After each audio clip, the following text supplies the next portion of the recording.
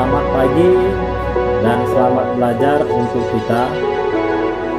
Pada materi sebelumnya bab 1 dan bab 2 telah selesai kita pelajari. Bapak harap kalian tetap melanjutkan dan mempelajari atau membaca bukunya, baik itu mengerjakan tugas atau latihan-latihan untuk mendalami materi pelajaran kita. Baik, pada hari ini kita akan mempelajari tentang struktur dan fungsi jaringan pada tumbuhan serta pemanfaatannya dalam teknologi. Ya, boleh silahkan buka bukunya halaman 71. Untuk tujuan pembelajaran dan kompetensi dasarnya sudah Bapak muat di awal tampilan video. Baik, jadi kita tentu pernah memperhatikan atau mengamati yang namanya tanaman. Bagaimana mereka dapat hidup untuk memenuhi kebutuhannya.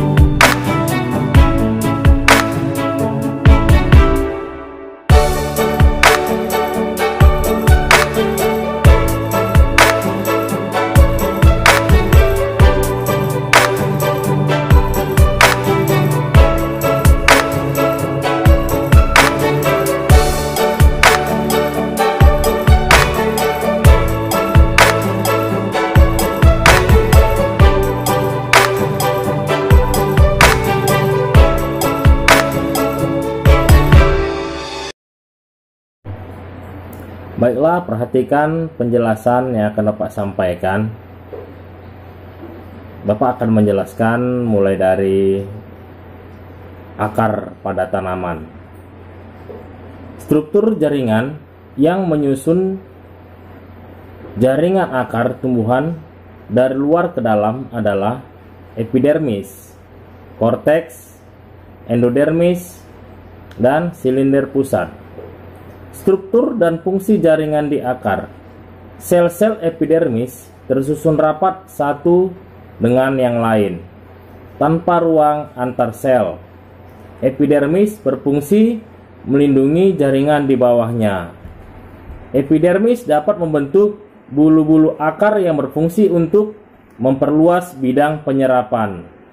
Korteks memiliki susunan sel yang tidak rapat, sehingga banyak ruang antar sel untuk pertukaran gas.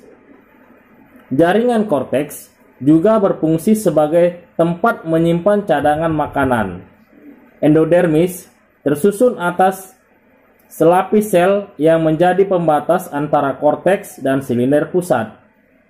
Pita Kaspari pada endodermis berfungsi mengatur jalannya larutan yang diserap daripada endodermis. Berfungsi mengatur jalannya larutan yang diserap dari tanah masuk ke silinder pusat.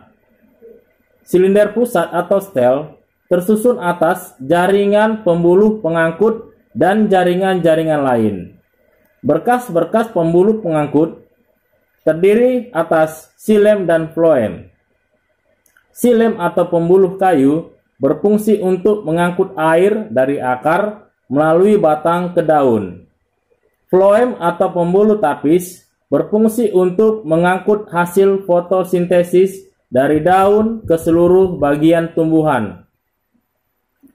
Fungsi akar antara lain untuk menambatkan tubuh tumbuhan pada substrat atau tanah, menyerap air dan garam-garam mineral terlarut dari substrat atau tanah, membantu menegakkan batang, dan pada beberapa tumbuhan akar dapat berfungsi untuk menyimpan cadangan makanan. Struktur jaringan yang menyusun batang pada tumbuhan dari luar ke dalam adalah epidermis, korteks, dan silinder pusat.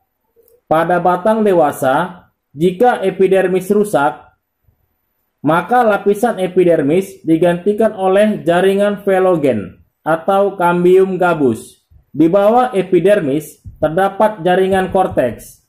Jaringan korteks dan batang memiliki fungsi seperti halnya pada akar.